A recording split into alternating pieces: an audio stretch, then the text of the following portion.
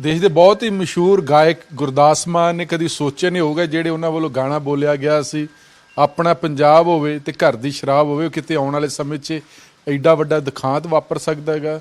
ਉਸ ਗਾਣੇ ਤੇ ਬਹੁਤ ਜ਼ਿਆਦਾ ਲੋਕ ਥਿੜਕੇ ਵੀ ਹੋਣਗੇ, ਆਨੰਦ ਵੀ ਮਾਣਿਆ ਹੋਊਗਾ, ਲੇਕਿਨ ਜਿਹੜਾ ਕੱਲ ਪੰਜਾਬ ਦੇ ਵਿੱਚ ਦਿਖਾਂਤ ਵਾਪਰਿਆ ਖਾਸ ਕਰਕੇ ਪੁਲਿਸ ਜ਼ਿਲ੍ਹਾ ਬਟਾਲਾ, ਪੁਲਿਸ ਜ਼ਿਲ੍ਹਾ ਮਜੀਠਾ ਜਿਹਨੂੰ ਅੱਜ ਕੱਲ੍ਹ ਅੰਮ੍ਰਿਤਸਰ ਦਿਹਾਤੀ ਕਹਿੰਦੇ ਨੇ, ਤੇ ਜ਼ਿਲ੍ਹਾ ਤਰਨਤਾਰਨ। ਔਰ ਸਭ ਤੋਂ ਵੱਡੀ ਗੱਲ ਹੈ ਕਿ ਜਿਹੜਾ ਪਿੰਡ ਮੁਸ਼ਲ ਆ ਉਹ 9ਵੇਂ ਪਾਤਸ਼ਾਹ ਦੀ ਧਰਤੀ ਬਾਬਾ ਬਕਾਲਾ ਸਾਹਿਬ ਤੋਂ ਮਹਿਜ਼ 10-12 ਕਿਲੋਮੀਟਰ ਦੂਰ ਆ, ਤੇ ਤਰਨਤਾਰਨ ਵੀ ਬਹੁਤ ਵੱਡਾ ਇਤਿਹਾਸਕ ਗੁਰਦੁਆਰਾ। ਉਸ ਇਲਾਕੇ ਦੇ ਵਿੱਚ ਰੂੜੀ ਮਾਰਕਾ ਕਹਿ ਲਓ, ਦੇਸੀ ਸ਼ਰਾਬ ਕਹਿ ਲਓ ਜਾਂ ਲਾਹਨ ਕਹਿ ਲਓ, ਉਹਨਾਂ ਦੇ ਨਾਲ ਘਰ ਉਜੜ ਗਏ ਨੇ। ਇਹ ਕੀ ਵਜ੍ਹਾ, ਕੀ ਸਰਕਾਰ ਨੂੰ ਪਤਾ ਨਹੀਂ, ਕੀ ਉਸ ਇਲਾਕੇ ਦੇ ਚਾਹੇ ਉਹ ਵਿਧਾਇਕ ਨੇ, ਚਾਹੇ MP ਨੇ, ਚਾਹੇ DC ਆ, ਚਾਹੇ SSP ਆ, ਕਿ ਵਾਕਈ ਉਹਨਾਂ ਦੀਆਂ ਅੱਖਾਂ ਬੰਦ ਸੀ। ਤੇ ਜਿਹੜਾ ਦੇਸ਼ੀ ਜਾਂ ਰੂੜੀ ਮਾਰਕਾ ਜਾਂ ਲਾਹਨ ਜਿਹਨੂੰ ਕਿਹਾ ਜਾਂਦਾ ਘਰ ਦੇ ਵਿੱਚ ਜਿਹੜੇ ਕੱਢ ਕੇ ਲੋਕ ਵੇਚਦੇ ਨੇ, ਇਹ ਕੋਈ ਨਵੀਂ ਗੱਲ ਆ? ਇਸ ਮੁੱਦੇ ਤੇ ਅਸੀਂ ਗੱਲਬਾਤ ਕਰਾਂਗੇ ਪੰਜਾਬ ਸਰਕਾਰ ਤੋਂ ਬਹੁਤ ਹੀ ਉੱਚ ਅਹੁਦੇ ਤੇ ਤੋਂ ਸੇਵਾ ਮੁਕਤ ਹੋਏ ਅਧਿਕਾਰੀ ਸ਼੍ਰੀ TR ਸਰੰਗਲ ਸਾਹਿਬ ਨਾਲ। ਸਰੰਗਲ ਸਾਹਿਬ, ਤੁਸੀਂ ਵੱਖ-ਵੱਖ ਜ਼ਿਲ੍ਹਿਆਂ ਦੇ ਵਿੱਚ ਡਿਊਟੀ ਨਿਭਾਈ ਜੀ। ਇਹ ਜਿਹੜੀ ਘਰ ਦੀ ਕੱਢ ਕੇ ਸ਼ਰਾਬ ਵੇਚਣੀ ਪੀਣੀ, ਪਹਿਲਾਂ ਵੀ ਬੰਦੇ ਮਰਦੇ ਹੋਣਗੇ ਕਿ ਪੁਰਾਣਾ ਹੀ ਕਲਚਰ ਚੱਲਦਾ ਰਿਹਾ, ਕਿ ਜਾਂ ਜਿਹੜੀ ਕੱਲ੍ਹ ਘਟਨਾ ਵਾਪਰੀ ਆ 3 ਜ਼ਿਲ੍ਹਿਆਂ ਦੇ ਵਿੱਚ, ਪੁਲਿਸ ਜ਼ਿਲ੍ਹਿਆਂ ਦੇ ਵਿੱਚ, ਇਹ ਨਵੀਂ ਗੱਲ ਆ ਜੀ? ਜਗਤਾਰ ਜੀ, ਇਹ ਜਿਹੜਾ ਘਰ ਦੀ ਸ਼ਰਾਬ ਕੱਢਣ ਦਾ ਤੇ ਤੁਸੀਂ ਜਿੱਦਾਂ ਦੱਸਿਆ ਗਾਣਿਆਂ 'ਚ ਵੀ ਇਹਦਾ ਜ਼ਿਕਰ ਹੈ, ਇਹ ਪੁਰਾਣੇ ਸਮੇਂ ਤੋਂ ਚੱਲਿਆ ਆ ਰਿਹਾ, ਲੇਕਿਨ ਇਹਦੀ ਕਮਰਸ਼ਲਾਈਜੇਸ਼ਨ ਜਿਹੜਾ ਹੈ ਇਹ ਤਕਰੀਬਨ ਪਿਛਲੇ 30 ਸਾਲਾਂ 'ਚ ਹੀ ਹੋਇਆ। ਉਸ ਤੋਂ ਪਹਿਲੇ ਲੋਕ ਚੋਰੀ ਕੱਢਦੇ ਸੀ ਤੇ ਆਪਣੀ ਪੀ ਲੈਂਦੇ ਸੀ, ਉਹ ਸਟੈਂਡਰਡ ਦੀ ਸੀਗੀ, ਗੁੜ ਵਗੈਰਾ ਪਾ ਕੇ ਆਪਣੇ ਢੰਗ ਨਾਲ ਬਣਾਉਂਦੇ ਸੀ। ਪਰ ਜਦੋਂ ਤੇ ਇਹਦਾ ਕਮਰਸ਼ਲਾਈਜੇਸ਼ਨ ਹੋਇਆ ਪਿਛਲੇ 30 ਸਾਲਾਂ 'ਚ, ਤਕਰੀਬਨ ਇਸ ਅਰਸੇ ਤੋਂ ਤਾਂ ਮੈਂ ਦੇਖਦਾ ਹੀ ਆ ਰਿਹਾ, ਹੋ ਸਕਦਾ ਉਸ ਤੋਂ ਪਹਿਲਾਂ ਵੀ ਹੋਏ, ਤੇ ਇੱਦਾਂ ਦੀਆਂ ਦੁਖਦਾਈ ਘਟਨਾਵਾਂ ਜਿਹੜੀਆਂ ਨੇ ਤਕਰੀਬਨ ਹੁੰਦੀਆਂ ਹੀ ਆਈਆਂ ਨੇ। ਇਹਦੀ ਜਿਹੜੀ ਪ੍ਰੋਡਕਸ਼ਨ ਹੈਗੀ ਆ, ਖਾਸ ਕਰਕੇ ਜਿਹੜਾ ਆਪਾਂ ਨੇ ਮੁੱਛਲ ਵਾਲਾ ਇਲਾਕਾ ਹੁਣ ਦੇਖਿਆ ਹੈ ਅੰਮ੍ਰਿਤਸਰ ਜ਼ਿਲ੍ਹੇ ਦਾ, ਇਹ ਟਾਂਗ ਦੇ ਤੇ ਖਲਚੀਆਂ ਦੇ ਲਾਗੇ ਹੀ ਆ ਪਿੰਡ, ਮੈਂ ਵੇਖਿਆ ਹੋਇਆ। ਤੇ ਇਹਦੇ ਆਸ-ਪਾਸ ਦੋਨੋਂ, ਉੱਧਰ ਤੁਸੀਂ ਦੱਸਿਆ ਹੀ ਕਿ ਬਟਾਲਾ ਪੁਲਿਸ ਡਿਸਟ੍ਰਿਕਟ ਹੈਗਾ, ਅੱਗੇ ਗੁਰਦਾਸਪੁਰ ਜ਼ਿਲ੍ਹਾ, ਇੱਧਰ ਤਰਨਤਾਰਨ, ਤੇ ਇਸ ਸਾਰੇ ਇਲਾਕੇ ਦੀ ਸਪਲਾਈ ਜਦੋਂ ਪੁਰਾਣੇ ਜ਼ਮਾਨੇ ਸੀਗੀ ਉਦੋਂ ਜਾਂ ਤੇ ਕਾਹਨੂੰਵਾਨ ਦੇ ਸ਼ੰਭ ਤੋਂ ਆਉਂਦੀ ਸੀ, ਤੇ ਜਾਂ ਫਿਰ ਇਹ ਦੀਨਾਨਗਰ ਦੇ ਜਾਂ ਜਿਹੜਾ ਬਿਆਸ ਸਾਡਾ ਰਾਵੀ ਦਰਿਆ ਆ ਉਹਦੇ ਨਾਲ, ਕਿਉਂਕਿ ਦਰਿਆਵਾਂ 'ਚ ਪ੍ਰੋਟੈਕਸ਼ਨ ਮਿਲਦੀ ਸੀਗੀ, ਖਾਸ ਕਰਕੇ ਮੰਡ ਦਾ ਇਲਾਕਾ ਸੀਗਾ, ਉੱਥੇ ਹੀ ਇਹ ਹੁੰਦਾ ਸੀਗਾ। ਤੇ ਬੜੇ ਆਰਗੇਨਾਈਜ਼ ਢੰਗ ਦੇ ਨਾਲ ਜਿਹੜੀ ਸੀਗੀ ਇਹ ਜਿਹੜੇ ਟਿਊਬ ਹੈਗੀਆਂ, ਟਿਊਬ ਹੈਗੀਆਂ ਟਰੱਕ ਦੀਆਂ, ਇਹਦੇ ਵਿੱਚ ਭਰ ਕੇ, ਕਿਉਂਕਿ ਕਾਫੀ ਸਾਰੀ ਆ ਜਾਂਦੀ, ਤੇ ਘੋੜੀਆਂ ਤੇ ਲੈ ਕੇ, ਮੈਂ ਬੰਦੇ ਆਪ ਵੇਖੇ ਨੇ, ਆਪਣੀ ਅੱਖਾਂ ਨਾਲ ਵੇਖੇ, ਟਿਊਬ ਲੈ ਕੇ ਆਂਦਾ ਇਹ ਉੱਥੋਂ ਆ ਕੇ, ਤੇ ਪੂਰੀ ਦੇਖੋ ਮੇਨ ਮਾਰਕੀਟ ਤੇ ਦੀ ਅੰਮ੍ਰਿਤਸਰ ਜ਼ਿਲ੍ਹਾ ਹੀ ਸੀ ਉਸ ਵੇਲੇ, ਵੱਡਾ ਸ਼ਹਿਰ ਸੀ। ਜਿਹੜੀ ਘਰ 'ਚ ਸ਼ਰਾਬ ਕੱਢਣੀ ਵੇਚਣੀ, ਇਹ ਖਾਸ ਕਰਕੇ ਮਾਝੇ 'ਚ ਆ, ਦੁਆਬੇ ਔਰ ਮਾਲਵੇ 'ਚ ਨਹੀਂ? ਦੁਆਬੇ ਦੇ ਵਿੱਚ ਹੈ, ਕੱਢਦੇ ਨੇ ਦੁਆਬੇ ਵਾਲੇ, ਤਾਂ NRI ਜਿਹੜੇ ਬਾਹਰ ਗਏ ਨੇ ਉਹਨਾਂ ਨੇ ਬੜੇ ਵਧੀਆ ਸੈੱਟ ਲਾਏ ਨੇ, ਉਹਨਾਂ ਨੂੰ ਪਤਾ ਨਹੀਂ ਟੇਸਟ ਹੈਗਾ ਹੈ, ਪਰ ਇਹਦਾ ਕਮਰਸ਼ਲਾਈਜੇਸ਼ਨ ਨਹੀਂ ਹੈਗਾ, ਕਿਉਂਕਿ ਇਸ ਇਲਾਕੇ 'ਚ ਪੁਰਾਣੇ ਜ਼ਮਾਨੇ 'ਚ ਅੰਮ੍ਰਿਤਸਰ ਹੀ ਵੱਡਾ ਸ਼ਹਿਰ ਸੀ ਤੇ ਵੱਡੀ ਮਾਰਕੀਟ ਸੀਗੀ, ਤੇ ਉੱਥੇ ਸਲਮ ਏਰੀਆ ਵੀ ਹੈ ਨੇ ਜਿਹੜੇ ਉਹਦਾ ਡਿਸਟ੍ਰੀਬਿਊਸ਼ਨ ਦਾ ਕੰਮ ਕਰ ਦਿੰਦੇ ਸੀ, ਉਹਨਾਂ ਦੇ ਕਰਿੰਦੇ ਬਣ ਕੇ। ਤਾਂ ਇਸ ਕਰਕੇ ਸ਼ਾਇਦ ਇਹ ਅੰਮ੍ਰਿਤਸਰ 'ਚ ਮਾਰਕੀਟ ਵੀ ਵੱਡੀ ਸੀ, ਮੈਨ ਪਾਵਰ ਵੀ ਅਵੇਲੇਬਲ ਸੀਗੀ ਜਿਹੜੀ ਇਹ ਕਰ ਦੇਗੀ ਥੋੜ੍ਹੇ ਪੈਸੇ ਲੈ ਕੇ, ਤੇ ਜੇ ਪੁਲਿਸ ਫੜੇਗੀ ਤਾਂ ਉਹਨਾਂ ਨੂੰ ਫੜੇਗੀ, ਜਿਹੜੇ ਬੰਦੇ ਕੱਢਣ ਵਾਲੇ ਵੇਚੋ। ਸਮਾਜਿਕ ਬੁਰਾਈ ਹੈ ਲੇਕਿਨ ਆਰਥਿਕ ਦੇ ਨਾਲ ਜੁੜੀ ਹੈ, ਕਿ ਜੇ ਕੋਈ 4 ਪੈਸੇ ਕਿਨੇ ਅੰਗਰੇਜ਼ੀ ਸ਼ਰਾਬ ਪੀ ਲੈਂਦੇ ਨੇ, ਜੇ ਕੋਈ ਵਿਚਾਰਾ ਦਿਹਾੜੀ ਦੱਪਾ ਕਰਨ ਵਾਲੇ ਜਿਹੜੇ ਲੋਕ ਨੇ, ਉਹ ਤਾਂ ਫਿਰ ਘਰ ਦੀ ਕੱਢੀ ਜਿਹਨੂੰ ਰੂੜੀ ਮਾਰਕਾ ਕਹਿੰਦੇ ਜਾਂ ਲਾਹਣ ਕਹਿੰਦੇ ਨੇ, ਉਹ ਪੀ ਲੈਂਦਾ ਹੈਗਾ। ਇਹ ਜਾਂ ਇਹ ਲੋਕਾਂ ਨੂੰ ਲੱਤ ਲਾਈ ਜਾਂਦੀ ਹੈ? ਇਹ ਤਾਂ ਦੇਖੋ ਜੀ, ਲੋਕਲ ਲੈਵਲ 'ਤੇ ਆਪਣੇ ਲਈ ਪਹਿਲਾਂ ਕਰਦੇ ਸੀ, ਫਿਰ ਕਮਰਸ਼ਲਾਈਜੇਸ਼ਨ ਹੋ ਗਈ, ਲੇਕਿਨ ਫਿਰ ਥੋੜ੍ਹਾ ਜਿਹਾ ਪਿਛਲੇ ਸਮੇਂ ਤੋਂ ਜਦੋਂ ਸ਼ਰਾਬ ਦੇ ਸਿੰਡੀਕੇਟ ਬਣ ਗਏ, ਕਾਰਟਲ ਬਣ ਗਏ ਵੱਡੇ ਵੱਡੇ, ਤੇ ਉਹਨਾਂ ਨੇ ਸਰਕਾਰ ਦੀ ਮਦਦ ਨਾਲ, ਪੁਲਿਸ ਦੀ ਮਦਦ ਨਾਲ, ਤੇ ਆਪਣੀ ਪ੍ਰਾਈਵੇਟ ਵੀ ਸਿਕਿਉਰਿਟੀ ਰੱਖ ਕੇ ਤੇ ਜਗ੍ਹਾ ਛਾਪੇ ਮਾਰੇ, ਨਾਕੇ ਲਾਏ। ਈਵਨ ਇਹ ਤਕਰੀਬਨ 2000 ਤੋਂ ਬਾਅਦ ਇਹਦੀ ਸਪਲਾਈ, ਇਹ ਤਕਰੀਬਨ ਇਹਦੀ ਸਪਲਾਈ ਨਾ ਮਾਤਰ ਹੀ ਰਹਿ ਗਈ ਸੀਗੀ, ਕਿਉਂਕਿ ਬਹੁਤ ਜ਼ਿਆਦਾ ਪ੍ਰੈਸ਼ਰ ਪਿਆ ਸੀ। ਕਈ ਜਗ੍ਹਾ 'ਤੇ ਬੂਟ ਲੈਗਰ ਨੂੰ ਇਹਨਾਂ ਨੇ ਸ਼ੂਟ ਵੀ ਕੀਤਾ ਹੈਗਾ, ਗੋਲੀਆਂ ਵੀ ਮਾਰੀਆਂ ਨਾਕੇ ਲਾ ਕੇ, ਔਰ ਇਸ ਕਰਕੇ ਕਾਫੀ ਘਟ ਗਿਆ ਸੀ। ਔਰ ਸ਼ਰਾਬ ਦਾ ਜਿਹੜਾ ਫੈਲਾਅ ਸੀਗਾ ਲੀਗਲ ਸ਼ਰਾਬ ਦਾ, ਬਹੁਤ ਵਧਾ ਦਿੱਤਾ ਗਿਆ, ਇਸ ਕਰਕੇ ਸ਼ਰਾਬ ਲੋਕਾਂ ਦੀ ਰੀਚ ਵਿੱਚ ਆ ਗਈ ਸੀਗੀ, ਉਹਦੇ ਕਾਫੀ ਘਟ ਗਈ ਸੀਗੀ। ਇੱਕ ਹੋਰ ਮੈਂ ਤੁਹਾਨੂੰ ਦੱਸਾਂਗਾ ਕਿ ਜਿਹੜਾ ਆਪਣਾ ਆਪਾਂ ਜੇ ਅੰਮ੍ਰਿਤਸਰ ਜ਼ਿਲ੍ਹੇ ਨੂੰ ਛੱਡ ਦਈਏ ਤੇ ਆ ਬਿਆਸ ਵਾਲਾ ਏਰੀਆ ਜਿਹੜਾ ਹੈਗਾ, ਇਹ ਲੋਕ ਵੀ ਕਾਫੀ ਇਹ ਕੰਮ ਕਰਦੇ ਸੀਗੇ। ਇਹਦੇ ਵਿੱਚ ਇੱਕ ਸਮਾਜਿਕ ਸੁਧਾਰ ਦੀ ਲਹਿਰ ਚੱਲੀ ਔਰ ਉਹਦੇ 'ਚ ਮੈਂ ਸਾਡੇ ਤੇਜਿੰਦਰ ਖੰਨਾ ਜੀ ਚੀਫ ਸੈਕਟਰੀ ਹੋਏ ਨੇ, ਉਹ ਰਾਧਾ ਸਵਾਮੀ ਡੇਰੇ ਨਾਲ ਬਹੁਤ ਜੁੜੇ ਸੀਗੇ। ਉਹਨਾਂ ਦੀ ਬਹੁਤ ਵੱਡੀ ਕੰਟਰੀਬਿਊਸ਼ਨ ਹੈਗੀ ਆ। ਉਹ ਫਾਈਨੈਂਸ਼ੀਅਲ ਕਮਿਸ਼ਨਰ ਰੈਵਨਿਊ ਵੀ ਰਹੇ ਨੇ।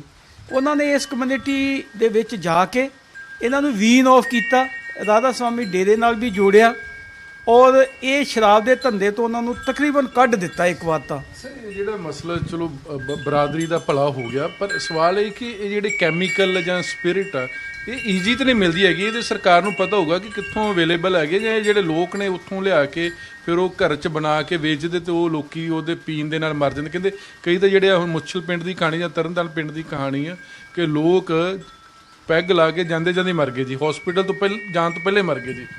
ਇਹਦੇ 'ਚ ਜਗਤਾਰ ਜੀ ਇੱਦਾਂ ਕਿ ਜਿਹੜੀ ਪਹਿਲੇ ਸ਼ਰਾਬ ਬਣਦੀ ਸੀ ਉਹ ਪ੍ਰੋਸੈਸ ਵੀ ਅਸੀਂ ਦੇਖਿਆ ਹੈਗਾ ਕਿ ਗੁੜ ਲੈ ਕੇ ਤੇ ਉਹਦੇ ਵਿੱਚ ਕੁਝ ਉਸ ਨੂੰ ਫਰਮੈਂਟੇਸ਼ਨ ਕਰਦੇ ਸੀ, ਕੋਈ ਚੀਜ਼ਾਂ ਪਾ ਕੇ, ਉਹਦੇ ਨੂੰ ਹਫਤਾ 10 ਦਿਨ ਲੱਗਦਾ ਸੀਗਾ। ਹੁਣ ਜਦੋਂ ਤੁਸੀਂ ਇਹਦੀ ਕਮਰਸ਼ੀਅਲਾਈਜੇਸ਼ਨ ਕਰੋਗੇ ਤੇ ਫਿਰ ਤੁਸੀਂ ਹਫਤਾ ਤਾਂ ਵੇਟ ਨਹੀਂ ਕਰੋਗੇ। ਤੇ ਹੁਣ ਮੇਰੀ ਅੱਜ ਵੀ ਕੁਝ ਮਹਿਕਮੇ ਦੇ ਅਧਿਕਾਰੀਆਂ ਨਾਲ ਗੱਲ ਹੋਈ ਹੈ ਕਿ ਇਹ ਜੀ ਕਿੱਦਾਂ ਇਹ ਬਣਦੀ ਹੈਗੀ। ਉਹ ਕਹਿੰਦੇ ਕਿ ਇਹ ਜਿਹੜੀ ਪਿਲਫਰੇਜ਼ ਹੁੰਦੀ ਹੈ ਰੈਕਟੀਫਾਈਡ ਸਪਿਰਿਟ ਦੀ, ਤੇ ਇਹਦੇ ਵਿੱਚੋਂ ਕਿਸੇ ਤਰੀਕੇ ਨਾਲ ਇਹ ਜਿਹੜੀ ਕਿ ਜਿੱਤੋਂ ਦੂਜੀ ਸ਼ਰਾਬ ਵੀ ਬਣਦੀ ਹੈ ਤੇ ਉਸ ਦੇ ਉੱਤੋਂ ਜਿਹੜਾ ਹੈਗਾ ਆ ਫਿਰ ਉਸ ਨੂੰ ਇਹ ਐਕਸਪੈਂਡ ਕਰਦੇ ਆ। ਉਹ ਇੱਕਦਮ ਕੁਇਕ ਬਣੇਗੀ, ਉਹ 'ਚ ਕੁਝ ਹੋਰ ਕੈਮੀਕਲ ਪਾਉਂਦੇ ਨੇ, ਪਤਾ ਨਹੀਂ ਕੀ ਪਾਉਂਦੇ ਨੇ। ਪੁਰਾਣੇ ਜ਼ਮਾਨੇ 'ਚ ਮੈਂ ਦੇਖਿਆ ਉਹਦੀ ਡਿਗਰੀ ਵਧਾਉਣ ਲਈ ਨਸਾਜਰ ਪਾਉਂਦੇ ਹੁੰਦੇ ਸੀਗੇ, ਉਹ ਵੀ ਡੇਂਜਰਸ ਆ। ਤੇ ਇਸ ਸ਼ਰਾਬ ਦੇ ਵਿੱਚ ਵੀ ਜਿਹੜਾ ਬੇਸ ਹੈਗਾ ਉਹ ਤੇ ਡਿਸਟਿਲਰੀਆਂ ਦੇ ਸੋਰਸਿਸ ਤੋਂ ਸਰਕਾਰੀ ਇਹ ਕੰਟਰੋਲ ਦੇ ਵਿੱਚ ਹੈਗਾ, ਆਮ ਤੇ ਮਿਲਦੀ ਨਹੀਂ ਹੈਗੀ, ਤੇ ਉੱਥੋਂ ਹੀ ਆਇਆ ਹੈਗਾ।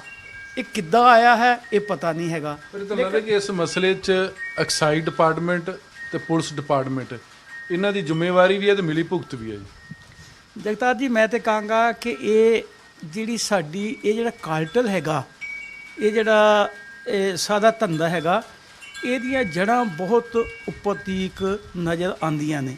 ਨਹੀਂ ਤੇ ਐਡੇ ਵੱਡੇ ਪੈਮਾਨੇ 'ਤੇ ਇਹ ਸ਼ਰਾਬ ਪਿਲਫਰੇਜ਼ ਵੀ ਹੋਏ, ਸ਼ਰਾਬ ਬਣੇ ਵੀ, ਕੱਲਾ ਕੱਲਾ ਬੰਦਾ ਸ਼ਰਾਬ ਪੀਂਦਾ ਉਹਨਾਂ ਤੱਕ ਪਹੁੰਚੇ ਵੀ। ਇਹਦਾ ਜਿਹੜਾ ਡਿਸਟ੍ਰੀਬਿਊਸ਼ਨ ਨੈਟਵਰਕ ਹੈਗਾ ਇਹ ਪਿੰਡ ਪੱਧਰ ਤੱਕ, ਇੱਕ ਇੰਡੀਵਿਜੂਅਲ ਦੇ ਪੱਧਰ ਤੱਕ ਆ। ਇਹ ਹੋ ਨਹੀਂ ਸਕਦਾ ਕਿ ਸਰਕਾਰ ਨੂੰ ਚੰਡੀਗੜ੍ਹ ਬੈਠੇ ਪਤਾ ਨਾ ਹੋਏ। ਇਹ ਹੋ ਨਹੀਂ ਸਕਦਾ ਕਿ ਜਿਹੜਾ ਐਕਸਾਈਜ਼ ਦਾ ਡਿਪਾਰਟਮੈਂਟ ਹੈ ਉਹਨਾਂ ਨੂੰ ਪਤਾ ਨਾ ਹੋਵੇ। ਇਹ ਵੀ ਨਹੀਂ ਹੋ ਸਕਦਾ ਕਿ ਪੁਲਿਸ ਨੂੰ ਪਤਾ ਨਾ ਹੋਏ। ਇਹ ਇੱਕ ਐਡਾ ਵੱਡਾ ਧੰਦਾ ਹੈਗਾ ਕਿਉਂਕਿ ਇਹਦਾ ਖਲਾਰਾ ਬੜਾ ਹੈਗਾ। ਤੇ ਮੈਂ ਤੁਹਾਡੇ ਨਾਲ ਸਹਿਮਤ ਹਾਂ ਕਿ ਮੰਨਣਯੋਗ ਗੱਲ ਨਹੀਂ ਕਿ ਸਾਰਿਆਂ ਨੂੰ ਪਤਾ ਹੀ ਨਹੀਂ ਹੈ ਤਾਂ ਅਚਾਨਕ ਹੋ ਗਿਆ। ਇਹ ਹੁੰਦਾ ਤੇ ਅਚਾਨਕ ਨਹੀਂ ਹੈਗਾ। ਤੇ ਲੇਕਿਨ ਇਸ ਦੀ ਬੈਕਗਰਾਉਂਡ ਇਹ ਹੈਗੀ ਹੈ ਕਿ ਕਰੋਨਾ ਦੇ ਕਰਕੇ ਪਹਿਲਾਂ ਤੇ ਤੁਹਾਨੂੰ ਪਤਾ ਹੀ ਹੈ ਕਿ ਕੁਛ ਅਧਿਕਾਰੀਆਂ ਨੇ ਬੜਾ ਮੈਨੂੰ ਦੱਸਿਆ ਹੈਗਾ ਵੀ ਇਹਦੀ ਜੜ ਜਿਹੜੀ, ਮੈਂ ਪੁੱਛਿਆ ਉਹਨਾਂ ਨੂੰ ਵੀ ਹੁਣ ਕਿਉਂ ਹੋ ਗਿਆ, ਪਿਛਲੇ ਕਈ ਸਾਲਾਂ ਤੋਂ ਇਹ ਨਹੀਂ ਹੋ ਰਿਹਾ। ਉਹ ਕਹਿੰਦੇ ਜੀ ਕੋਟਾ ਜਿਹੜਾ ਹੈਗਾ ਡਿਸਟਿਲਰੀਆਂ ਦਾ ਇਹ ਘਟਾਇਆ ਗਿਆ ਹੈਗਾ। ਇਹ ਵੀ ਇੱਕ ਪਾਲਿਸੀ ਦਾ ਭਾਗ ਲੱਗਦਾ ਮੈਨੂੰ। ਤੇ ਜਾਣਬੁੱਝ ਕੇ ਕੋਟਾ ਘਟਾਇਆ ਗਿਆ ਜੀ, ਘਟਾ ਕੇ ਤੇ ਸ਼ਾਇਦ ਇਹ ਜਿਹੜਾ ਮਾਫੀਆ ਹੈਗਾ 2 ਨੰਬਰ 'ਚ ਸ਼ਰਾਬ ਕੱਢਣ 'ਚ ਜ਼ਿਆਦਾ ਜਿਹੜੀ ਦਿਲਚਸਪੀ ਦਿਖਾਉਂਦਾ ਰਿਹਾ ਹੈਗਾ। ਠੀਕ ਹੈ ਜੀ। ਜਦੋਂ ਕਿਸੇ ਚੀਜ਼ ਦੀ ਸ਼ਾਰਟੇਜ ਹੋਏਗੀ ਤੇ 2 ਨੰਬਰ ਦੀ ਜਿਹੜੀ ਸ਼ਰਾਬ ਹੈ ਪੂਰੇ ਪੰਜਾਬ 'ਚ ਆਪਾਂ ਨੇ ਰੌਲਾ ਪਿਆ ਕਰਫਿਊ ਦੇ ਦੌਰਾਨ ਵੀ ਪਿੱਛੇ, ਉਹ ਜਿਹੜੀ 2 ਨੰਬਰ ਦੀ ਸ਼ਰਾਬ ਹੈਗੀ ਹੈ ਡਿਸਟਿਲਰੀ ਤੋਂ ਗਈ ਆ। ਟਰੱਕਾਂ ਦੇ ਟਰੱਕ ਫੜੇ ਗਏ ਨੇ, ਆਪਾਂ ਨੂੰ ਪਤਾ ਸਾਰਿਆਂ ਨੂੰ। ਟਰੱਕ ਵੀ ਫੜੇ ਗਏ ਤੇ ਫੈਕਟਰੀਆਂ ਵੀ ਫੜੀਆਂ ਗਈਆਂ ਨੇ। ਉਹ ਜਿਹੜੀ ਸ਼ਰਾਬ ਹੈਗੀ ਹੈ ਉਹ ਠੇਕੇ ਤੇ ਮਿਲਣ ਵਾਲੀ ਸ਼ਰਾਬ ਤੋਂ ਨੈਚੁਰਲੀ ਸਸਤੀ ਹੈ ਕਿਉਂਕਿ ਉੱਤੇ ਟੈਕਸ ਪੇਡ ਨਹੀਂ ਹੈ। ਤੇ ਉਹਦਾ ਮਾਰਕੀਟਿੰਗ ਦਾ ਨੈਟਵਰਕ ਜਿਹੜਾ ਹੈਗਾ ਇਹਨਾਂ ਦਿਨਾਂ ਦੇ ਪਿੰਡ ਪੱਧਰ ਤੇ ਬਣ ਚੁੱਕਿਆ ਹੈਗਾ। ਹੁਣ ਅਚਾਨਕ ਵੀਨੂ ਪ੍ਰਸ਼ਾਦ ਜੀ ਆਏ ਨੇ, ਮੈਨੂੰ ਉਹਨਾਂ ਦੱਸਿਆ, ਬੜੀ ਉਹਨਾਂ ਦੀ ਸਿਫਤ ਹੈ, ਬੜੇ ਚੰਗੇ ਅਧਿਕਾਰੀ ਨੇ FCT। ਕਹਿੰਦੇ ਨੇ ਕਿ ਉਹਨਾਂ ਨੇ ਆਉਂਦਿਆਂ ਸਾਰੀ ਇਹ ਜਿਹੜਾ ਕੋਟਾ ਥੋੜ੍ਹਾ ਜਿਹਾ ਇਹ ਪਾਲਿਸੀ ਨੂੰ ਰਿਵਿਊ ਕੀਤਾ। ਉਹਨਾਂ ਨੇ ਪਤਾ ਕਰ ਲਿਆ ਕਿ ਕਿਉਂ ਇਹ ਹੋ ਰਿਹਾ। ਕੋਟਾ ਰਿਵਿਊ ਕਰਕੇ ਕੋਟਾ ਵਧਾ ਦਿੱਤਾ ਤੇ ਇਹ ਜਿਹੜੀ 2 ਨੰਬਰ ਦੀ ਸ਼ਰਾਬ ਹੈਗੀ ਹੈ ਹੁਣ ਇਹ ਮਾਰਕੀਟ ਵਿੱਚ ਕਾਫੀ ਘਟ ਗਈ ਹੈ। ਜਿਹੜੀ ਵਿਕਦੀ ਸੀ ਉਹ ਥੋੜੀ ਸਸਤੀ ਸੀਗੀ, ਲੋਕਾਂ ਨੂੰ ਆਸਾਨੀ ਸੀਗੀ, ਨਾਲੇ ਹੋਮ ਡਿਲੀਵਰੀ ਸੀਗੀ ਉਹਦੀ। ਉਹ ਘਟਣ ਨਾਲ ਉਹ ਜਿਹੜੇ ਕਰਿੰਦੇ ਸਾਰੇ ਪਿੰਡ ਪੱਧਰ ਤੇ ਇਹਨਾਂ ਮਾਰਕੀਟਿੰਗ ਦਾ ਨੈਟਵਰਕ ਬਣਾਇਆ ਸੀ ਉਹ ਵਿਹਲੇ ਹੋ ਗਏ ਨੇ। ਤੇ ਹੁਣ ਵਿਹਲੇ ਹੋ ਗਏ ਨੇ ਤਾਂ ਉਹ ਕੀ ਕਰਨਗੇ? ਇੱਕ ਪਾਸੇ ਲੋਕਾਂ ਨੂੰ ਸ਼ਰਾਬ ਸਸਤੀ ਨਹੀਂ ਮਿਲਦੀ ਜਿਹੜੀ ਮਿਲਦੀ ਪਈ ਸੀ, ਦੂਜੇ ਪਾਸੇ ਉਹ ਲੋਕ ਨੈਟਵਰਕ ਵਾਲੇ ਮਾਰਕੀਟਿੰਗ ਵਾਲੇ ਵਿਹਲੇ ਹੋ ਗਏ। ਉਹਨਾਂ ਨੇ ਹੁਣ ਆਪਣੇ ਪੱਧਰ ਤੇ ਰੈਕਟੀਫਾਈਡ ਸਪਿਰਿਟ ਤੋਂ ਜਿਹੜੀ ਹੈਗੀ ਹੈ ਉਹਦੀ ਪਿਲਫਰੇਜ਼ ਕਰਕੇ ਉਹਨੂੰ ਐਕਸਪੈਂਡ ਕਰਕੇ ਤੇ ਇਹ ਦੇਸੀ ਸ਼ਰਾਬ ਜਿਹੜੀ ਹੈ ਬਣਾ ਕੇ ਵੇਚਣੀ ਸ਼ੁਰੂ ਕਰ ਦਿੱਤੀ ਹੈ। ਇਸ ਕਰਕੇ ਸਾਨੂੰ ਜਗ੍ਹਾ ਜਗ੍ਹਾ ਤੇ ਫਿਰ ਇਲਿਸ ਲੀਕਰ ਦੀਆਂ ਜਿਹੜੀਆਂ ਨੇ ਘਟਨਾਵਾਂ ਹੁਣ ਆਈਆਂ ਨੇ, ਉਹ ਮੈਨੂੰ ਲੱਗਦਾ ਅੱਗੇ ਵੀ ਆਉਣੀਆਂ ਨੇ। ਇਹ ਇਕੱਲੀ ਇੱਥੋਂ ਤੱਕ ਮਤਲਬ ਜਿਹੜਾ ਕੋਟਾ ਘਟਾਇਆ ਗਿਆ ਇਹ ਇੱਕ ਪਾਲਿਸੀ ਦਾ ਹਿੱਸਾ ਹੈ। ਪਾਲਿਸੀ ਦਾ ਹਿੱਸਾ ਮੀਨ ਸਰਕਾਰ ਦੇ ਬਹੁਤ ਵੱਡੇ ਜਿਹੜੇ ਲੋਕ ਨੇ ਜਿਹੜੇ ਗੋਰਖ ਧੰਦਾ ਕਰ ਰਹੇ ਨੇ। ਦੇਖੋ ਕਿਆਸ ਰਾਈ ਤੇ ਇਹੀ ਲਗਾਈ ਜਾ ਸਕਦੀ ਹੈਗੀ ਹੈ, ਕਿਉਂਕਿ ਇਹਦੇ ਕੋਲ ਆਪਾਂ ਨੂੰ ਇੱਥੇ ਬੈਠਿਆਂ ਤੁਹਾਡੇ ਕੋਲ ਮੇਰੇ ਕੋਲ ਕੋਈ ਇਹਦੀ ਹੈ ਤੇ ਨਹੀਂ ਹੈ, ਪਰ ਇਹ ਘਟਾਉਣ ਦਾ ਕਾਰਨ ਕੀ ਸੀਗਾ ਇਹਦੇ ਬਾਰੇ ਤਾਂ ਸਰਕਾਰ ਹੀ ਦੱਸ ਸਕਦੀ ਹੈ। ਓਪੋਜੀਸ਼ਨ ਨੇ ਬਹੁਤ ਵੱਡਾ ਰੌਲਾ ਪਿਆ ਕਿ ਜਿਹੜੀ ਸ਼ਰਾਬ ਦੀ ਫਸਟ ਟਾਈਮ ਪੰਜਾਬ ਦੇ ਵਿੱਚ ਹੋਮ ਡਿਲੀਵਰੀ ਸ਼ੁਰੂ ਹੋਈ ਹੈਗੀ। ਕਰੋਨਾ 'ਚ ਠੇਕੇ ਬੰਦ ਨੇ, ਲੇਕਿਨ ਜੋ ਠੇਕੇ ਖੋਲ੍ਹਦੀ ਸਰਕਾਰ ਤੇ ਲੋਕੀ ਸ਼ਰਾਬ ਲੈਣ ਨਹੀਂ ਜਾਂਦੇ ਰਹੇ। ਇਹ ਸਾਰੀਆਂ ਜਿਹੜੀਆਂ ਦੇਖੋ ਇਹ ਇੱਕ ਸਪੋਰਟਿੰਗ ਐਵੀਡੈਂਸ ਹੈਗੀ ਆ ਕਿ ਇਹ ਇਦਾਂ ਹੋਇਆ ਹੋ ਸਕੇਗਾ, ਲੇਕਿਨ ਐਕਚੁਅਲ ਕੀ ਹੋਇਆ ਹੈ ਉਹ ਤਾਂ ਸਰਕਾਰ ਨੂੰ ਤੇ ਜਾਂ ਮਹਿਕਮੇ ਨੂੰ ਹੀ ਪਤਾ ਹੈ।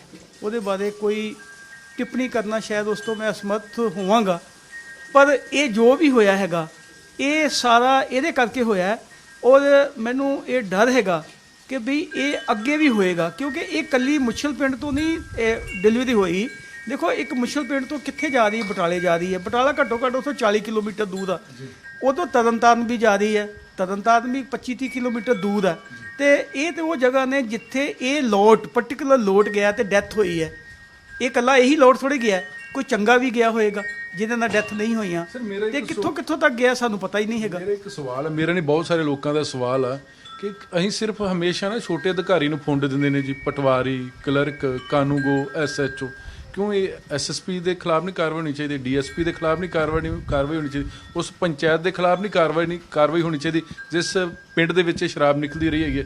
ਔਰ ਇਹ ਹੋ ਨਹੀਂ ਸਕਦਾ ਕਿ SSP ਜਾਂ ਉੱਚੇ ਅਧਿਕਾਰੀ ਜਿਹੜੇ ਬੈਠੇ ਉਹਨਾਂ ਨੇ ਅੱਖਾਂ ਬੰਦ ਕੀਤੀਆਂ ਹੋਣ ਜੀ।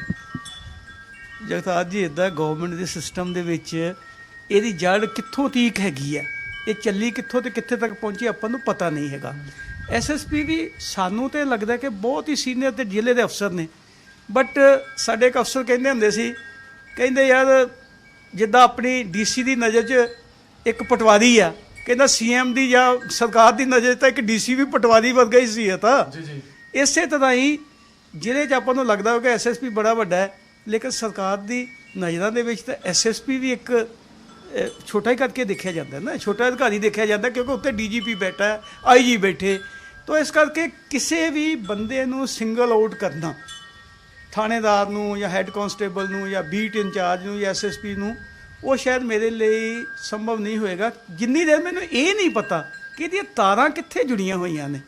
ਐਕਚੁਅਲੀ ਜਿਹੜਾ ਚੈਨਲ ਹੈਗਾ, ਜੋ ਚੇਨ ਹੈਗੀ ਆ, ਬ੍ਰੇਕ ਤੇ ਉਹਨੂੰ ਕਰਾਂਗੇ ਆਪਾਂ। ਇੱਕ ਅੱਧੇ SSP ਦੇ ਖਿਲਾਫ ਕਾਰਵਾਈ ਕਰ ਵੀ ਲੱਗੇ, ਫੇਰ ਆਜੂ ਕੋਈ ਹੋਰ ਗੱਲ, ਤਾਂ ਫਿਰ ਉੱਥੇ ਦੀ ਉੱਥੇ ਰਹੇਗੀ। ਕਿ ਆਪਾਂ ਇੱਕ SHO ਜਿੰਨਾ ਕਿ ਦੋਸ਼ੀ, ਉਨੀ ਤਾਂ ਪੰਚਾਇਤ ਵੀ ਦੋਸ਼ੀ ਹੈ ਨਾ, ਉਹਨੇ ਤੇ ਉਹ ਇਲਾਕੇ ਦਾ MLA ਵੀ ਦੋਸ਼ੀ ਹੋ ਸਕਦਾ ਨਾ, ਕਿ ਉਹਦੇ ਪਿੰਡ ਦੇ ਵਿੱਚ ਸ਼ਰਾਬ ਨਿਕਲਦੀ, ਬੰਦੇ ਫੜੇ ਗਏ। SSP ਨੂੰ ਜਾਂ ਲੋਕਲ ਜਿਹੜਾ ਜ਼ਿਲ੍ਹਾ ਪ੍ਰਸ਼ਾਸਨ ਜਾਂ ਪੁਲਿਸ ਪ੍ਰਸ਼ਾਸਨ, ਉਹਨੂੰ ਬਿਲਕੁਲ ਨਹੀਂ ਪਤਾ ਹੈਗਾ ਕਿ ਮੇਰੇ ਇਲਾਕੇ ਦੇ ਵਿੱਚ ਕੀ ਕੁਝ ਹੋ ਰਿਹਾ ਹੈਗਾ ਜੀ। ਸਾਡੀ ਇੱਕ ਸਮਾਜਿਕ ਜ਼ਿੰਮੇਵਾਰੀ ਆ ਇੱਕ ਹਰ ਨਾਗਰਿਕ ਦੀ, ਲੇਕਿਨ ਉਸ ਤੋਂ ਇੰਪੋਰਟੈਂਟ ਹੈ ਕਿ ਤੁਸੀਂ ਉਸ ਜ਼ਿਲ੍ਹੇ ਦੇ SSP ਵੀ, ਤੁਸੀਂ ਜ਼ਿਲ੍ਹੇ ਦੇ DC ਵੀ ਹੈਗੇ, SDM ਵੀ ਹੈਗੇ, DSP ਵੀ ਹੈਗੇ, MLA ਵੀ ਹੈਗੇ। ਦੇਖੋ ਮੈਂ ਤਾਂ ਇਸ ਨੂੰ ਬੜਾ ਕਲੋਜ਼ਲੀ ਦੇਖਿਆ, ਕਿਉਂਕਿ ਅੰਮ੍ਰਿਤਸਰ ਜ਼ਿਲ੍ਹੇ ਦਾ ਰਹਿਣ ਵਾਲਾ, ਤੇ ਸਾਡਾ ਜਿਹੜਾ ਪਿੰਡ ਸੀਗਾ ਮੁਸਤਫਾਬਾਦ, ਜਿਹੜਾ ਬਾਅਦ 'ਚ ਕਾਰਪੋਰੇਸ਼ਨ 'ਚ ਆ ਗਿਆ, ਤੇ ਅਨਗੜ੍ਹ ਸ਼ਹਿਰ ਦੇ ਦੋ ਸਿਰੇ ਆ, ਇੱਕ ਬਟਾਲਾ ਰੋਡ ਤੇ ਆ, ਇੱਕ ਝਬਾਲ ਰੋਡ ਤੇ ਆ। ਇਹ ਸਭ ਨੂੰ ਪਤਾ ਕਿ ਇਹ ਦੋ ਇਲਾਕਿਆਂ ਦੇ ਵਿੱਚ ਜਿਹੜੀ ਹੈ, ਕਿਉਂਕਿ ਸਲਮ ਏਰੀਆ ਸੀਗੇ, ਇਹਦੇ 'ਚ ਐਸੀ ਪਾਪੂਲੇਸ਼ਨ ਬਹੁਤ ਸੀਗੀ।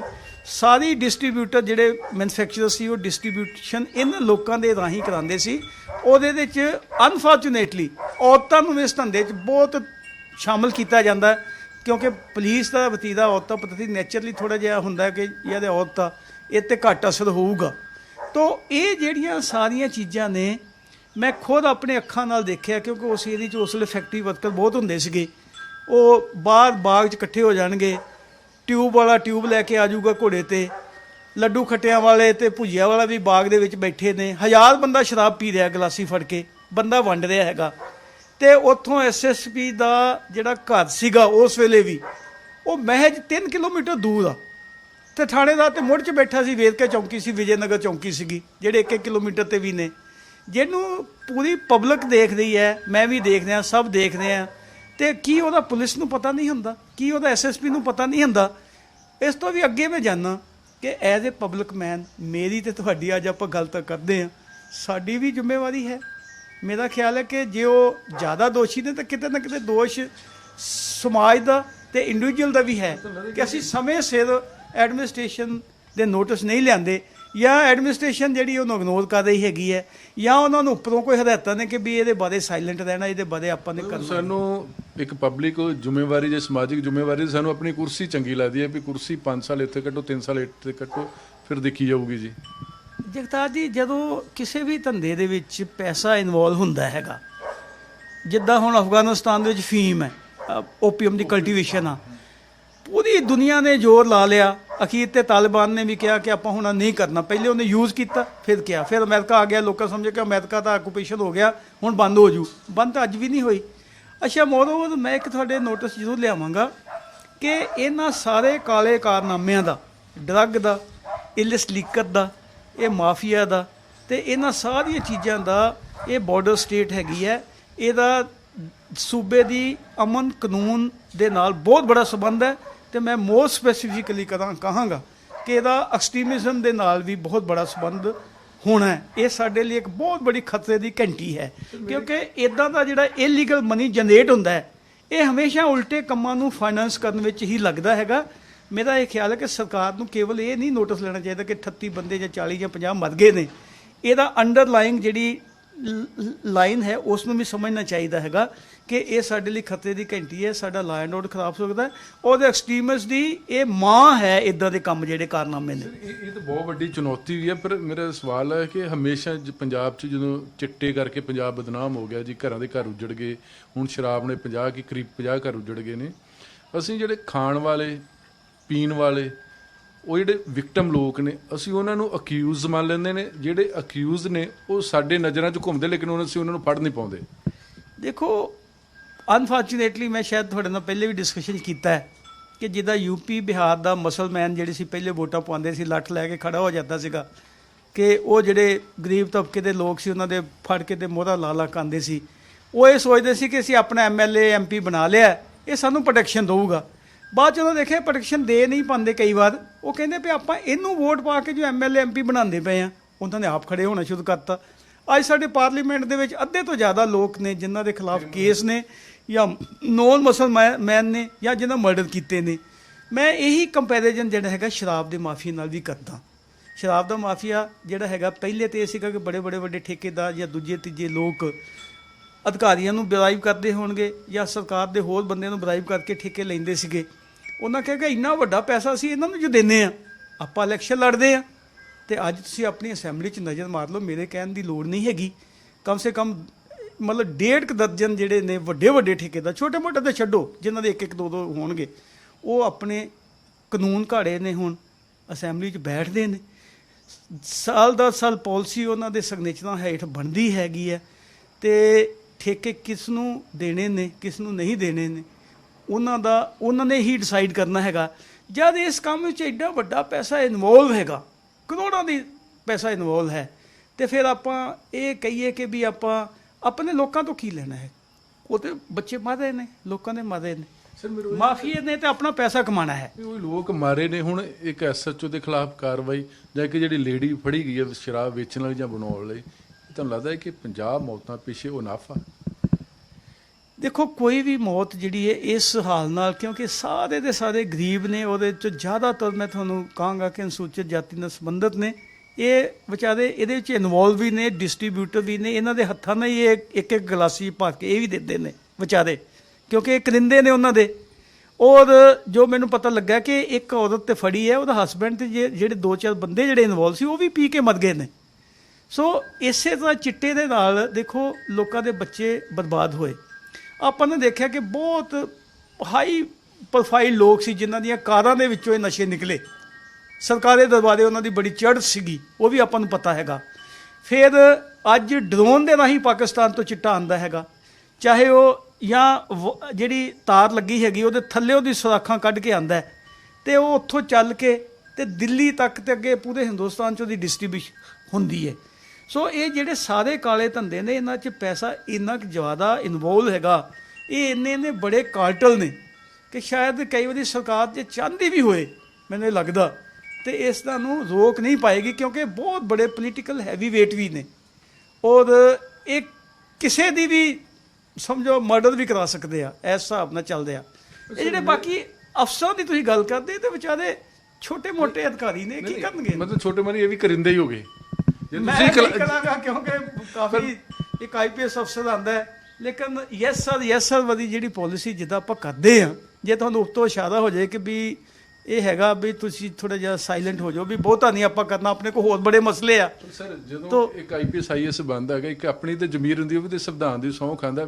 ਲੋਕਾਂ ਦਾ ਗੁੱਸਾ ਜਾਂ ਮੇਰਾ ਪਰਸਨਲ ਗੁੱਸਾ ਲਾ ਲਓ, ਦਰਦ ਲਾ ਲਓ ਕਿ ਜਿਹਨਾਂ ਏਰੀਆ ਦੇ ਵਿੱਚ ਐਸਐਸਪੀ ਲੱਗੇ ਰਹੇ, 3 ਜ਼ਿਲ੍ਹਿਆਂ ਦੀ ਪੁਲਿਸ ਜ਼ਿਲ੍ਹਿਆਂ ਦੀ ਗੱਲ ਕੀਤੀ ਜਾਵੇ, ਉੱਥੇ ਬੰਦੇ ਮਰੇ ਹੈਗੇ ਨੇ, ਉਹਨਾਂ ਦੇ ਖਿਲਾਫ ਤੁਸੀਂ ਕਾਰਵਾਈ ਨਹੀਂ ਕਰਦੇ, ਲੇਕਿਨ ਉਹਨੂੰ ਫਿਰ ਦੁਬਾਰਾ ਐਸਐਸਪੀ ਲਾਇਆ ਗਿਆ ਕਿ ਉਹ ਪਰ ਫਲਾਣੇ ਜ਼ਿਲ੍ਹੇ ਦੇ ਜਾ ਕੇ ਵੀ ਅਗਰ ਉੱਥੇ ਗੈਰ ਕਾਨੂੰਨੀ ਕੰਮ ਹੁੰਦਾ ਤਾਂ ਤੁਸੀਂ ਅੱਖਾਂ ਬੰਦ ਕਰਨੀਆਂ, ਤੁਹਾਨੂੰ ਫਿਰ ਇੱਕ ਚੰਗੀ ਪੋਸਟ ਦੇਵਾਂਗੇ ਜੀ। ਦੇਖੋ ਹੁਣ ਕੁਛ ਨਾ ਕੁਛ ਲੋਕਾਂ ਤੇ ਗਾਜ਼ ਗਿਰੇਗੀ, ਉਹ ਮੈਨੂੰ ਉਮੀਦ ਹੈ ਕਿ ਇਹ ਥਾਣੇਦਾਰ ਦੇ ਲੈਵਲ ਤੋਂ ਉੱਪਰ ਨਹੀਂ ਜਾਣੀ ਹੈਗੀ। ਇਹ ਤਾਂ ਮੈਂ ਪਿਛਲੀ ਵਾਰ ਵੀ ਦੱਸਿਆ ਸੀਗਾ, ਕਿਉਂਕਿ ਜਿਹੜੀਆਂ ਪੋਸਟਿੰਗ ਟਰਾਂਸਫਰ ਨੇ ਨਾ, ਇਹ ਕੱਲਾ ਤੁਹਾਡੀ ਐਫੀਸ਼ੀਐਂਸੀ ਤੇ ਤੁਹਾਡੀ ਲਿਆਕਤ ਤੇ ਤੁਹਾਡਾ ਤਜਰਬੇ ਤੇ ਨਹੀਂ ਹੁੰਦੀਆਂ। ਇਹ ਇੱਕ ਸਾਡੇ ਇਲਾਕੇ ਦਾ ਬੰਦਾ ਆ, ਇਹ ਸਾਡੇ ਉਹਦਾ ਖਾਸ ਹੈ, ਇਹ ਫਲਾਣੇ ਜਿਹੜਾ ਬੜਾ ਖਾਨਦਾਨੀ ਪਰਿਵਾਰ ਦਾ ਬੰਦਾ ਹੈਗਾ, ਇਹਦੀ ਕਾਸਟ ਕੀ ਹੈ, ਇਦਾਂ ਹੁੰਦੀ ਹੈ। ਅਕਾਊਂਟੇਬਿਲਟੀ ਰਿਸਪੌਂਸਿਬਿਲਟੀ ਨਹੀਂ ਹੈਗੀ, ਬਿਲਕੁਲ ਨਹੀਂ ਹੈ। ਮੈਂ ਪਹਿਲੇ ਵੀ ਦੱਸਿਆ ਸੀ ਪਿਛਲੀ ਵੀਡੀਓ 'ਚ, ਤੁਹਾਨੂੰ ਯਾਦ ਹੋਏਗਾ ਕਿ ਇਹ 25-30 ਬੰਦੇ ਹੁੰਦੇ ਆ ਜਿਹੜੇ ਆਈਐਸ ਦੇ ਵਿੱਚ ਵੀ ਤੇ ਆਈਪੀਐਸ 'ਚ ਵੀ, ਇਹੀ ਆਪਸ ਵਿੱਚ ਕੁਰਸੀਆਂ ਬਦਲਦੇ ਰਹਿੰਦੇ ਆ। ਬਾਕੀ ਜਿਹੜਾ 60% ਕਾਡਰ ਹੈਗਾ, ਮੈਂ ਤਾਂ ਕਹਿੰਦਾ ਕਾਡਰ ਘਟਾ ਦੇਣਾ ਚਾਹੀਦਾ, ਸਲੈਸ਼ ਕਰ ਦੇਣਾ ਚਾਹੀਦਾ, ਲੋੜ ਨਹੀਂ ਹੈਗੀ। ਤੁਸੀਂ ਦੇਖੋ ਕਿ 60% ਆਈਐਸ ਅਫਸਰ ਨੇ ਜਿਹੜੇ ਇੱਧਰ ਉੱਧਰ ਘੁੰਮਦੇ ਨਜ਼ਰ ਤੁਹਾਨੂੰ ਆਉਣਗੇ, ਕਦੀ ਉਹ ਕਿਤੇ ਲੱਗ ਗਿਆ ਇਹਦਾ ਫਰੀडम ਫਾਈਟਰ ਲੱਗਾ, ਜਿੱਥੇ ਕੋਈ ਵੀ ਕੰਮ ਨਹੀਂ ਹੈਗਾ।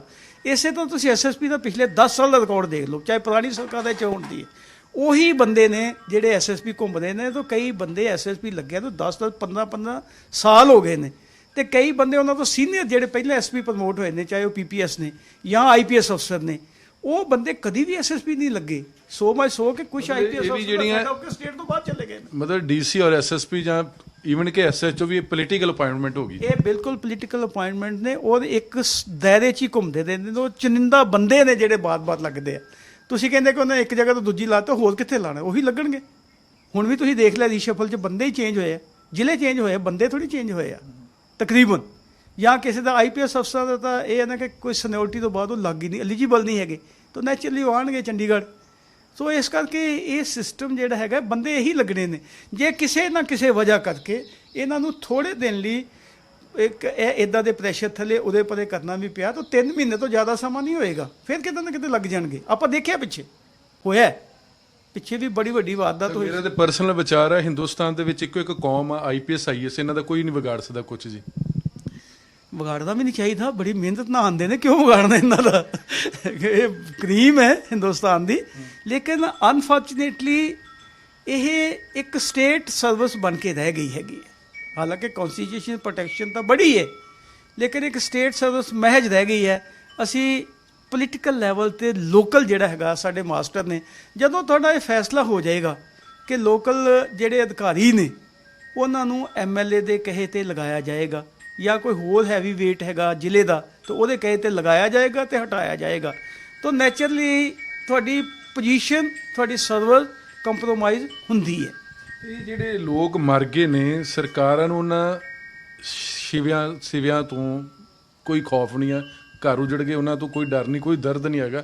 ਇਹ ਕਿ ਸਾਡੀਆਂ ਬੈਂਕਾਂ ਭਰਨੀਆਂ ਚਾਹੀਦੀਆਂ ਨੇ, ਸਾਡੇ ਕੋਲ 2 ਨੰਬਰ ਦੇ ਪੈਸੇ ਹੋਣੇ ਚਾਹੀਦੇ ਹੈਗੇ ਨੇ, ਚਾਹੇ ਉਹ ਪੁਲਿਸ ਵਾਲੇ ਮਿਲ ਕੇ ਕਰਨ, ਚਾਹੇ ਦੂਜੇ ਅਫਸਰਾਂ ਨਾਲ ਮਿਲ ਕੇ ਕਰਨ।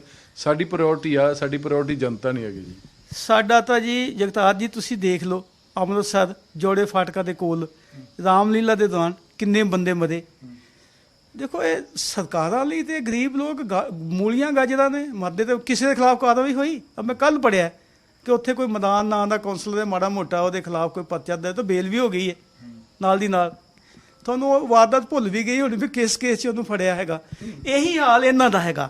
ਦੇਖੋ ਪਹਿਲੇ ਇਹਨਾਂ ਹੀ ਲੋਕਾਂ ਨੂੰ ਅਸੀਂ ਰੈਲੀਆਂ ਵਾਸਤੇ ਵਰਤਦੇ ਆ, ਟਰੱਕਾਂ 'ਚ ਭਰ ਕੇ, ਚਾਹੇ ਬਠਿੰਡੇ ਰੈਲੀ ਹੋ ਰਹੀ ਹੈ ਤੇ ਜਾ ਰਹੇ ਨੇ, ਹਰ ਇੱਕ ਦੇ ਡਿਊਟੀ ਲੱਗਦੀ ਵੀ ਇੰਨੇ ਬੰਦੇ ਦਿਓ, ਉਸ ਦਿਨ ਲਈ ਇਹਨਾਂ ਦੀ ਸ਼ਰਾਬ, ਖਾਣਾ ਪੀਣਾ ਇਹ ਦਿੰਦੇ ਨੇ। ਜਦੋਂ ਤੁਸੀਂ ਲੋਕਾਂ ਨੂੰ ਇੱਦਾਂ ਦੇ ਕੰਮਾਂ 'ਚ ਚਾਟੇ ਲਾ ਲਿਆ, ਤੇ ਇਹ ਗਰੀਬ ਲੋਕ ਇਲੈਕਸ਼ਨ ਦੇ ਦਿਨਾਂ 'ਚ, ਕਈ ਕਿਸਮ ਦੇ ਇਲੈਕਸ਼ਨ ਆਉਂਦੀਆਂ, ਉਦੋਂ ਤੋਂ ਉਹ ਪਿਲਾ ਦੇਣਗੇ, ਬਾਕੀ ਦਿਨ ਤਾਂ ਉਹਦਾ ਮੁੱਲ ਲੈ ਕੇ ਪੀਣੀ ਹੈ। ਉਹਨਾਂ ਦੀ ਕਪੈਸਿਟੀ ਬਾਏ ਕਰਨ ਦੀ ਹੈ ਨਹੀਂ ਗੀ। ਔਰ ਖਾਸ ਕਰਕੇ ਇਸ ਬਿਮਾਰੀ ਦੇ ਦੌਰਾਨ ਹਰ ਬੰਦਾ ਵਿਹਲਾ ਬੈਠਾ ਹੋਇਆ 4-5 ਮਹੀਨੇ ਤੋਂ, ਤੇ ਲੋਕੀ ਦੇਖੋ ਐਡੇ ਐਡੇ ਪੜ੍ਹੇ ਲਿਖੇ ਸਬਜ਼ੀ ਦੀਆਂ ਰੇਹੜੀਆਂ ਲਾਉਣ ਲੱਗ ਗਏ, ਤੇ ਇਹ ਗਰੀਬ ਲੋਕ ਵੀ ਇਸੇ ਕੜੀ ਦੇ ਵਿੱਚ ਸ਼ਰਾਬ ਦਾ ਧੰਦਾ ਕਰਨ ਲੱਗ ਪਏ ਨੇ। ਸਰਕਾਰਾਂ ਦਾ ਕੰਮ ਸਰਕਾਰਾਂ ਬਣਾਉਣੀਆਂ, ਫਰਜ਼ਾਂ ਦੇ ਨਾਲ ਕੋਈ ਲੈਣਾ ਦੇਣਾ ਨਹੀਂ ਜੀ। ਦੇਖੋ ਇੱਕ ਬਹੁਤ ਬੜੀ ਡਿਵੀਜ਼ਨ ਜਿਹੜੀ ਹੋ ਗਈ ਹੈਗੀ ਆ, ਕਾਸਟ ਤੋਂ ਇਲਾਵਾ ਕਲਾਸ ਵੀ ਹੁਣ ਆਪਰੇਟ ਕਰਦੀ ਹੈਗੀ ਹੈ। ਹੈਵਸ ਐਂਡ ਹੈਵ ਨੋਟ ਜਿਹੜਾ ਨਿੱਤਰ ਕੇ ਆਮਨੇ ਸਾਹਮਣੇ ਖੜੇ ਹੋ ਗਏ ਨੇ। ਆਪਾਂ ਨੇ ਦੇਖਿਆ ਹੈਗਾ ਜਿਹੜੇ ਲੇਬਰ ਆ ਉਹ ਸੜਕਾਂ ਤੇ ਮਰ ਕੇ ਗਏ ਨੇ। ਆਪਣੇ ਇੱਕ ਕੁੜੀ ਨੇ ਆਪਣੇ ਬਾਪ ਨੂੰ ਹਜ਼ਾਰਾਂ ਕਿਲੋਮੀਟਰ ਦੂਰ ਲਿਆ ਕੇ ਬਿਹਾਰ ਚ ਆਈ, ਜਦੋਂ ਆਈ ਉੱਥੇ ਉਹਦਾ ਰੇਪ ਹੋ ਗਿਆ ਤੇ ਉਹਦਾ ਮਰਡਰ ਹੋ ਗਿਆ। ਕੀ ਇਹ ਕੋਈ ਨੈਸ਼ਨਲ ਨਿਊਜ਼ ਕਦੀ ਬਣੀ ਹੈ?